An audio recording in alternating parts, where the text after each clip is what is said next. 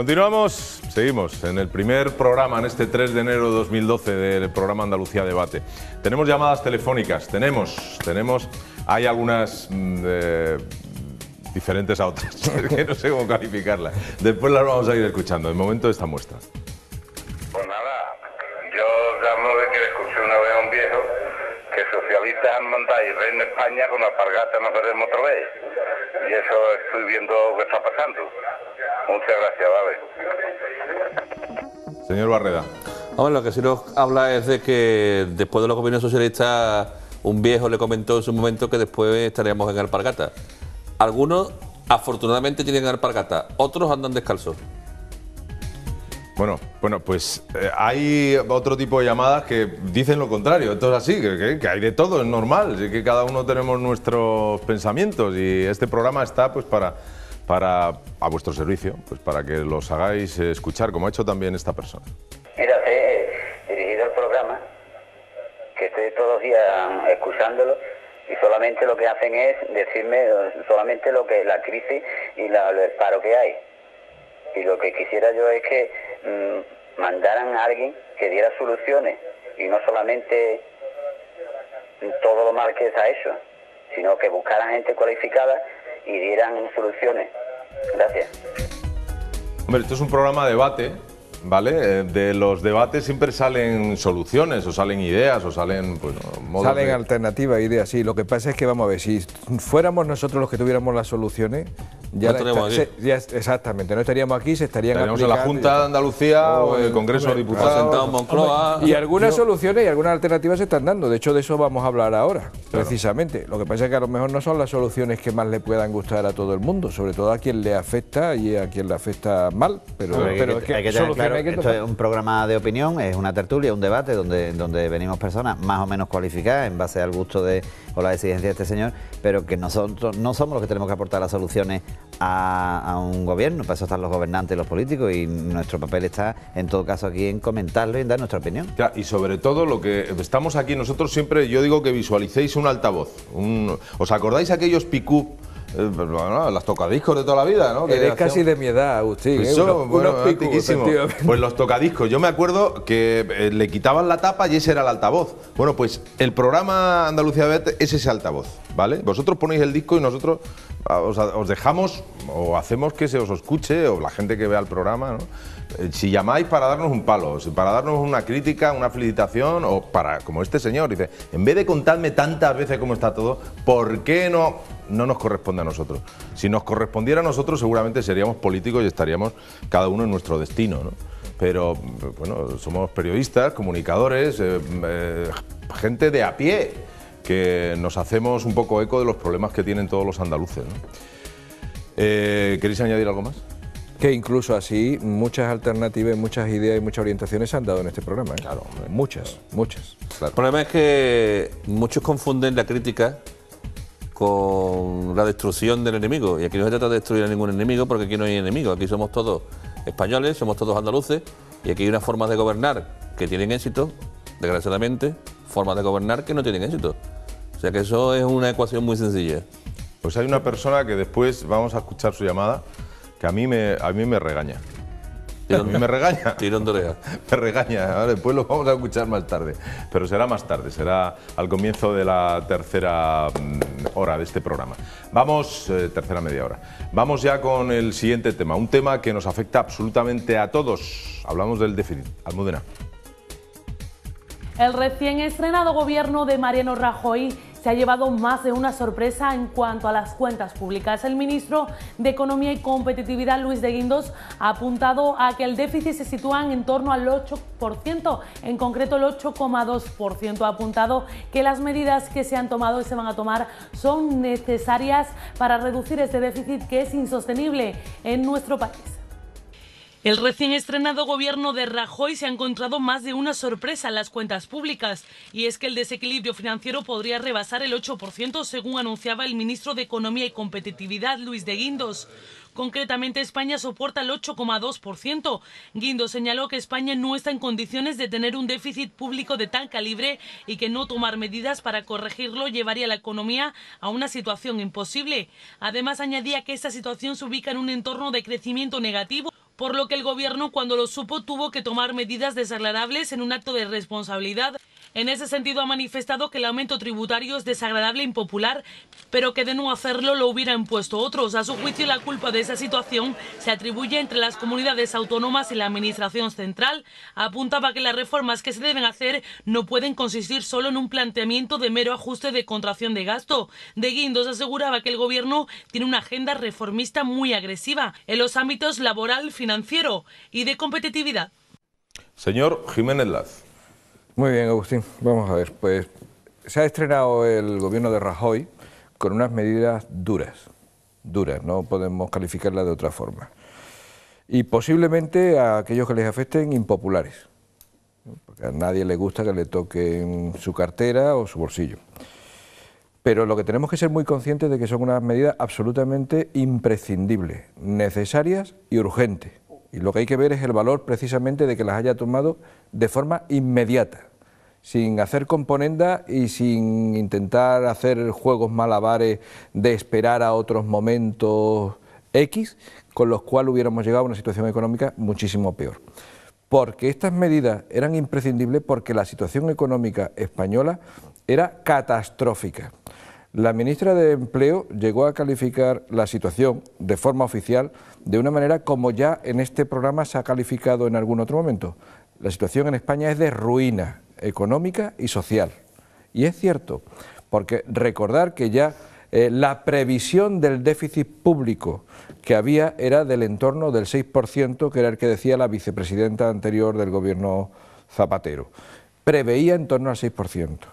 Y entonces, de ese 6% vamos ya, y no está cerrado, cuidado, y no está cerrado, en el 8,2%, lo cual es una barbaridad barbarísima, porque además tenéis que recordar que por cada un punto de más estamos hablando de aproximadamente 10.000 millones de euros que hay que ajustar de déficit.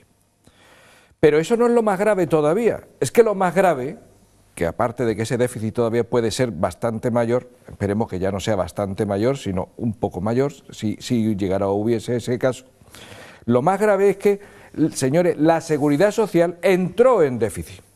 Lo que nos estaban vendiendo el gobierno Zapatero de que la seguridad social no iba a entrar en déficit, recordar que incluso nos vendían que iba a tener un superávit en el entorno del 0,4%, pues no, señores. Ha entrado en déficit, lo ha dicho hoy mismo el secretario de Estado de Empleo, lo ha dicho. Es decir, ante ese paisaje, ante esa realidad, lo único que se pueden es tener la responsabilidad y el coraje de tomar medidas, de hacer correcciones. Y eso es lo que se ha hecho, tomar correcciones. Y efectivamente este país está en un estado gravísimo. Y hay que tomar medidas correctivas. Este país es como un hombre enfermo, como tú bien dices, y además son las medidas que, salvando las distancias y salvando los gobiernos, en su momento tomó Aznar. Aznar tomó la decisión de la congelación salarial de los funcionarios para tapar el déficit público, para llegar a Europa, para llegar al euro, y se consiguió. Después se bajaron los tramos del IRPF, lo que se llamó aquella famosa lluvia fina. El español medio tuvo más dinero líquido en su cuenta, en su nómina, y eso animó muchísimo el consumo y se llegó a un punto en que se generó 5 millones de puestos de trabajo en España. Hay una frase del ministro de Guindos que he subrayado y que me parece importante. España no está en condiciones de tener un déficit público de tal calibre y no tomar medidas para corregirlo llevaría a la economía a una situación imposible. Esto dicho así, es yo creo que un poco lo que se vaticinaba y lo que esperábamos los ciudadanos, y yo creo que todo aquel que votó un cambio de gobierno en este país era demandando medidas que efectivamente pudieran corregir y enmendar la plana.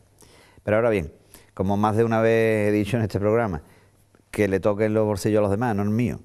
Es decir, que todo está muy bien, que las medidas sean muy duras, España necesita una rigidez, medidas correctivas, pero que no me toquen a mí, porque entonces monto en cólera. Y eso un poco estoy observando porque en Facebook, en comentarios de la calle, estoy empezando a oír ya las primeras decepciones, ¿no?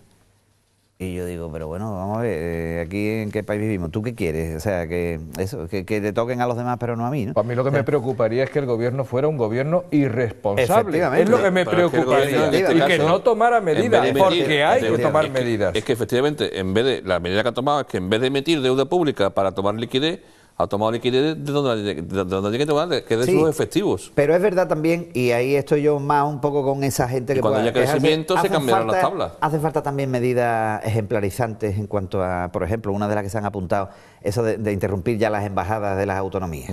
Ese tipo de medidas la gente quiere verlas ya más palpables. No solamente la gente, sino en los coches oficiales, ese tipo de datos. Europa quiere que nosotros nos apretemos el cinturón. Claro, pero es que esas son las medidas... Para que llegue aquí las grandes inversiones. Esas son las medidas que ahora tienen que llegar, porque precisamente lo que se ha anunciado es que estas medidas que se han adoptado anteriormente son las primeras. Decían, el inicio del inicio, ¿no? No decían así aproximadamente. Y ahora vienen estas medidas que tú dices, es decir, que ya se están anunciando lo del tema de las famosas embajadas, la reducción de empresas públicas y de la administración periférica, reducciones de empresas de, por ejemplo, a Radio Televisión Española ya le han anunciado 200 millones de euros menos, por ejemplo, por ponerte un ejemplo. Eso ya viene, efectivamente. La vuelta de la publicidad, seguramente. Bueno, claro, la televisión española. Eso ya lo veremos, eso ya lo veremos. Pero quiero decir que ya hay medidas de ese tipo y además es evidente que esas eran las primeras medidas por las que quería empezar el gobierno Rajoy, porque eran las que venía anunciando de alguna forma.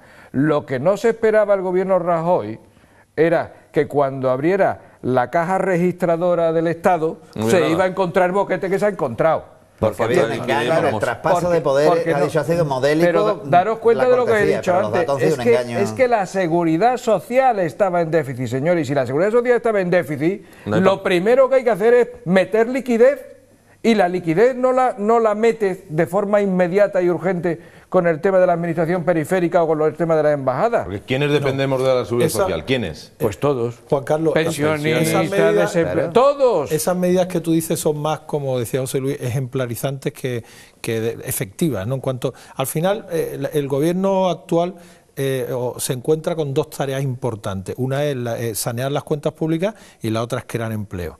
Entonces, y estas dos tareas van de la mano, van juntas, aunque no siempre van a llevar caminos paralelos, algunas veces no, como creo yo que pasa ahora, ¿no? Primero, para que nos hagamos una idea, porque yo creo que hablamos muchas veces muy en general y para que la gente lo vea, la administración es la casa común, la paga la sanidad, la educación, las carreteras, es quien paga ese tipo de cosas. No tiene dinero, el problema es que es como si yo en mi casa no tengo dinero y me financio fuera, es decir, me prestan dinero. España se financia de Europa, en este caso, o de Alemania, es decir, los mercados, como se le llama así genéricamente, son quienes están financiando a España. Y España tiene que dar signos de que está tomando la rienda y actuando con seriedad, que no siempre es agradable. Ellos han hablado desde el principio que van a venir épocas duras, y épocas duras son duras, quiero decir, no son, tú sabes, son duras. Y esto nos va a tocar el bolsillo a todos, es decir, lo que ha pasado a toda la clase media es la que al final vamos a pagar el pato, porque es así, ¿no? Entonces, o saneamos las cuentas públicas, o nos encontramos con riesgo evidente de que no podamos seguir al ritmo al que estamos acostumbrados. Mi suegro siempre dice que para arriba es muy fácil ir, pero que para abajo cuesta mucho trabajo. Entonces, las medidas han ido encaminadas solo y exclusivamente a reducir el déficit, las que han tomado ahora, por dos medios. Uno es el ahorro, que al final han sido 8.900, casi 9.000 millones, y otro por el incremento de ingresos, que es por la subida de impuestos. Ahora ya cabe discutir, ¿la subida de impuestos ha sido justa o no? Hombre, se ha subido el IRPF, van a pagar más quienes más cobran, se ha subido el IBI, que afectará a las viviendas que tengan un valor catastral por encima de la media, es decir, que parece que también puede ser justo, y se ha subido, que antes pagaba todo el mundo que recibía una renta por patrimonio, por dinero invertido, para que no entendamos, por capital, pagaba el 19%. Y ahora pagarán más los que ganen más, o sea que también parece justo, porque se mantiene la ayuda al desempleado de larga duración de 400 euros y se suben las pensiones. Entonces, parece que eso es doloroso, pero que era necesario. ¿Qué pasa? Que estas medidas a corto plazo no van a ayudar a la creación de empleo. Y es donde antes yo hablaba de que viene esperamos el segundo paquete. ¿Por qué? Porque al final todos vamos a tener menos dinero. Y si yo dispongo de menos dinero, voy a comprar menos ropa, voy a gastar menos en un bar, me voy a comprar menos zapatos, gastaremos menos. Entonces falta, creo yo, el segundo paquete, que no creo que vayamos a tardar mucho en saberlo, pero que el primero es necesario. Mira, para que os hagáis una idea, nosotros nos financiamos fuera. Ahora no sé a cuántos puntos básicos estamos financiándonos, a 300 y pico me parece que es. Cuando hemos estado por encima de 500 y hemos tenido que ir a la subasta de bonos, con lo que hemos pagado de más por esa subasta de bonos, se ha comido lo que no hemos ahorrado con la retención, con la congelación de las pensiones del año pasado. Es decir, que el exigirle a todos los pensionistas, que es la parte más débil de la película, eso y los parados de larga duración, esos pensionistas se les ha congelado el sueldo y en una subasta de bonos, cuando no hemos ido a 500 y pico, se han comido todos los beneficios. O sea, hay que fijarse en lo importante que es financiarse. Si yo me financio al 3% en un banco, no es lo mismo que si me financio al 20 y tanto, ¿no?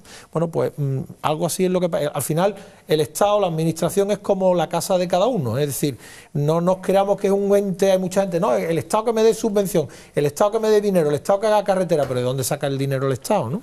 Y hay una cosa que es importante señalar, continuando con su discurso, que ha presidido este gobierno no subir el IVA. El IVA es un impuesto solidario entre todas las capas sociales.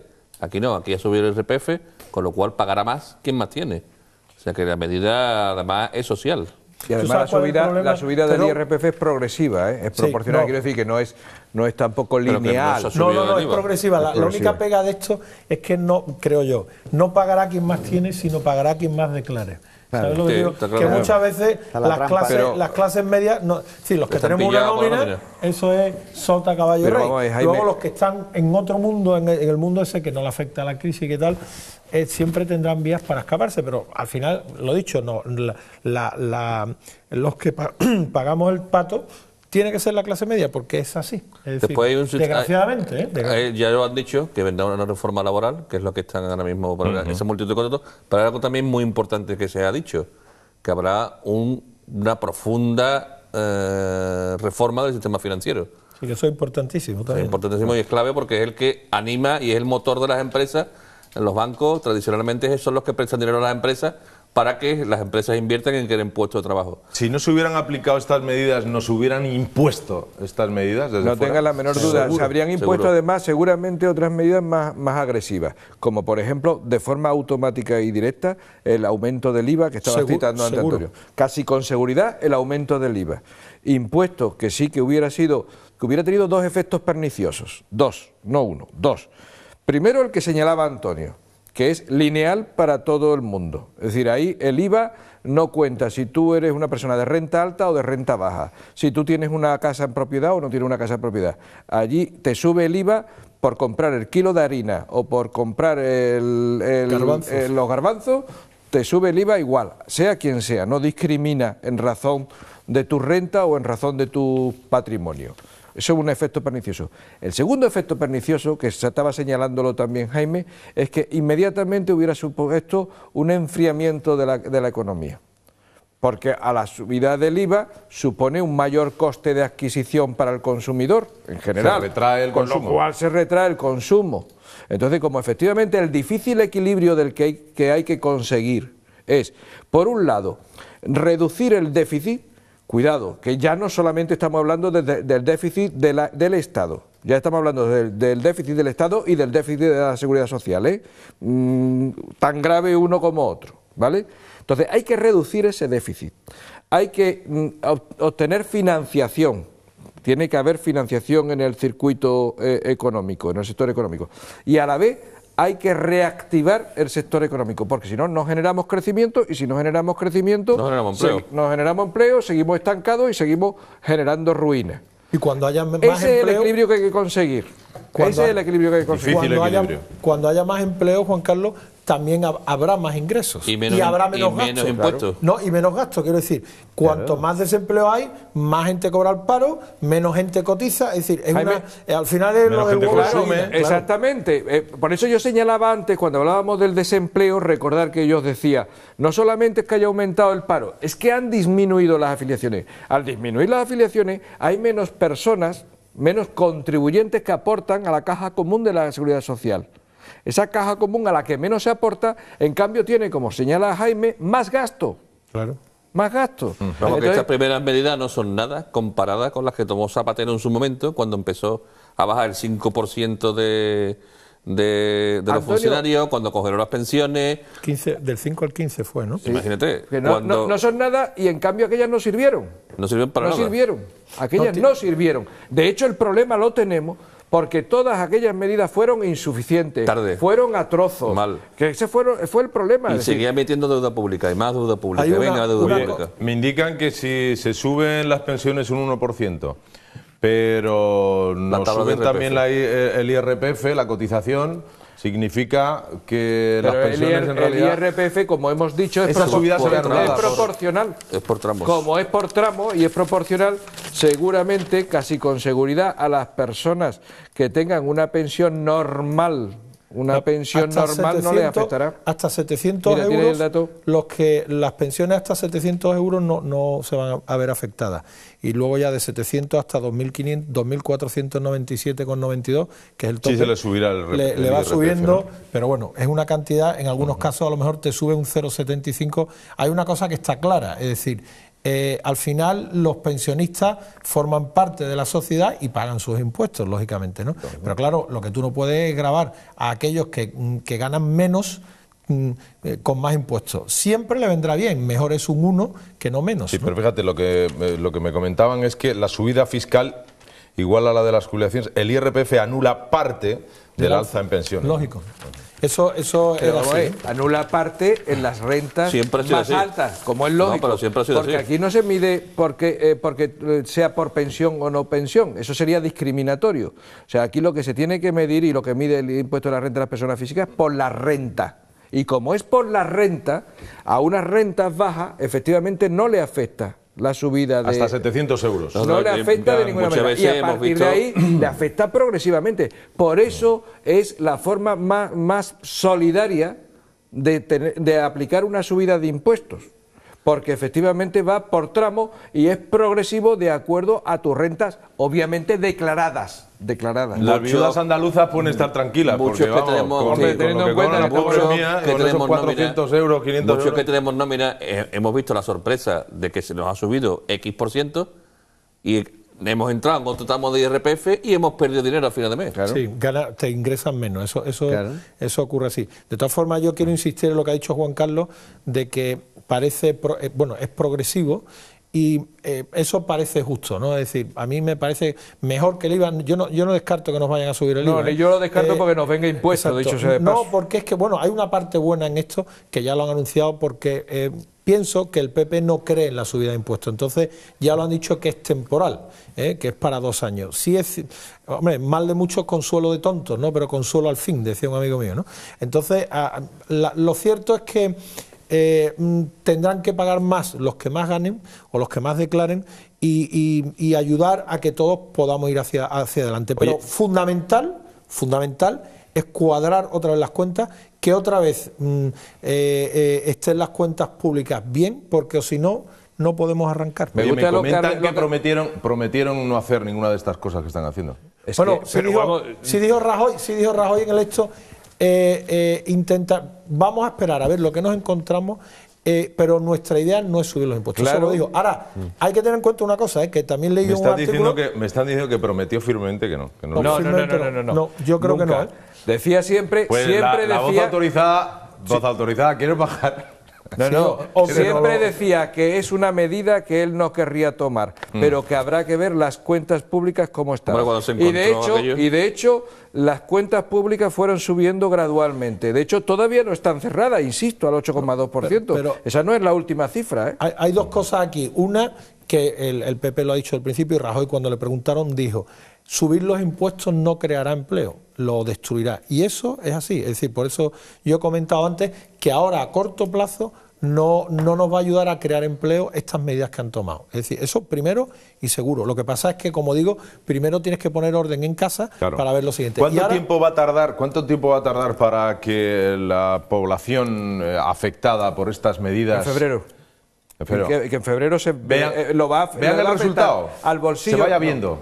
No, pero los brotes verdes, lo que tú te refieres. Perdón, vamos a ver, el dinero que me están quitando a mí de más, que es lo que decimos todos los mortales, ¿cuándo vas a ver los ¿en qué estoy beneficiando a mi propio país? ¿En qué nos está viniendo bien? ¿Cuándo se va a ver eso? Se habla 2 años. Bueno, 2 años para que sea la temporalidad de esta medida dura que está tomando. No árboles. No, pero que efectivamente pueda empezar a mostrar algunos signos de orientación positiva, que es lo que tú dices, teóricamente debería de ser antes. Es decir, al cierre de este año deberíamos de haber sido capaces, como se comprometió Rajoy, de realmente haber llegado al déficit del 4,4%, lo cual es una absoluta barbaridad de éxito. Eso sería éxito, porque daros cuenta que estamos cerrando, insisto, sin estar cerrados del todo y ser conclusivos, al 8,2, o sea, en un año pasar del 8,2 al 4,4, daros cuenta de lo que estamos hablando. Es un esfuerzo ese es el sacrificio que se está pidiendo en este momento, porque después hay que bajarlo más. No acaba ahí. Después vendrán las bajadas de impuestos cuando lleguen los brotes verdes. Una cosa que yo quiero... Rápido, porque nos vamos a publicidad. Muy cortito. Ahora a la vuelta seguimos hablando, Jaime, pero no, dilo. Es muy cortito porque es solo porque hablamos de porcentaje 6%, 8,2. Es decir, déficit 6, 8,2. El otro día leí un artículo, decía uno de otro partido, que han subido unos puntos y que tampoco es para tanto, pero hay que tener en cuenta que con el déficit en el 6% teníamos que ahorrar 16.500 millones y con el déficit en el 8 o en el 8,2 hay que ahorrar 38.000, es decir, que es más del doble. Estamos hablando de que nos estamos encontrando con un problema que se más que duplica. Lo digo porque parece, hombre, del 6 al 8 tampoco... Y esa cantidad justa es el presupuesto de la Junta de Andalucía. Oye, el déficit... es como si no hubiera Junta de Andalucía en todo el año. Decidme si suscribís esta frase. ¿El déficit lo crean los políticos y los pagamos los ciudadanos? Hombre, es complicado. Hay una cosa que sí es clara, que yo creo que tú vas por ahí. Las cuentas públicas las controlan los políticos, los responsables son ellos. Es decir, tampoco hay que quitarle la responsabilidad. Si hay déficit, lo han creado ellos, ¿no? Este déficit, desde luego, lo han creado las políticas del gobierno Zapatero. Vienen derivadas de no haber tomado este tipo de medidas duras de las que estamos hablando, pero responsables y por tanto necesarias. Por no haberlas tomado en su momento, estamos aquí. Nos vamos a ir a publicidad. Volvemos con la última parte del programa. No os mováis, andaluces y andaluzas. Se os espera encarecidamente después de 2 minutos.